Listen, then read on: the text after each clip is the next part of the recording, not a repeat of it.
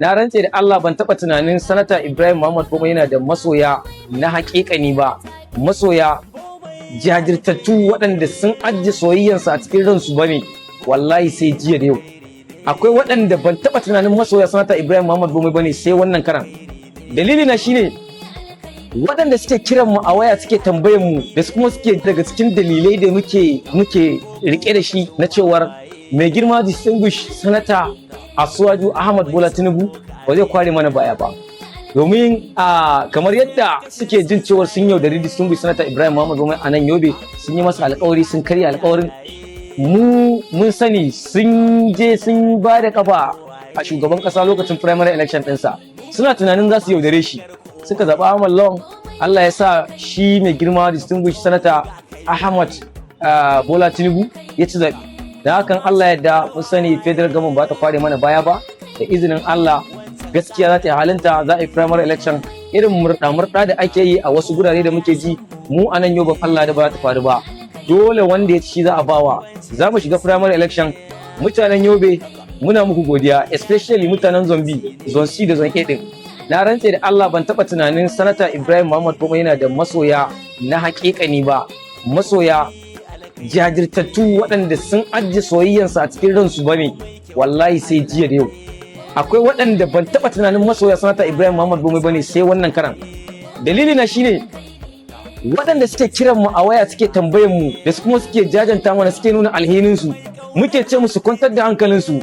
Yanzu ne farin wasa ne, yanzu farin girkin yanzu aka fara.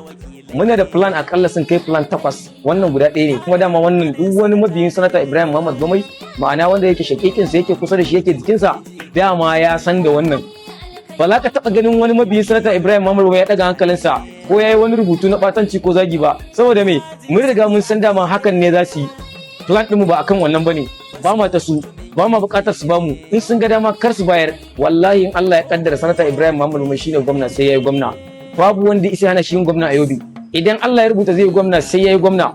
Allah muke roko, Allah ya tabbatar mana da gwamna, Allah ya sa Bomai ya zama gwamna, kuma babu wanda isa ya mana katanga da gwamna. Zombi za ta karɓi gwamna a bana, Bomai zai yi gwamna da yardar Allah.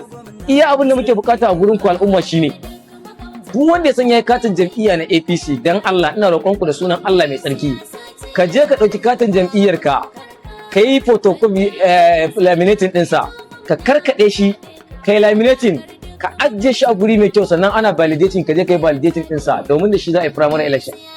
Idan har baka da katin jam'iyya, duk soyayya da zaka nuna wa Bomai wallahi ba soyayya bane, ba za ta amfane shi ba. Katin jam'iyyar nan naka shine zai amfani Bomai a lokacin primary election. Duk irin wahala da zaka sha, duk layi da zaka bi, duk ranar da zaka sha domin ka kwato yancin ka kwato yancin iyaye da 'ya'ya da kanne da matanmu da muke da su a nan Zombi da kuma Yobe gaba daya, domin mu kwaci yancin mutanen Yobe da ake musu murɗa, ake musu kama karya, ake musu dole, ake so a mai da mu bayi.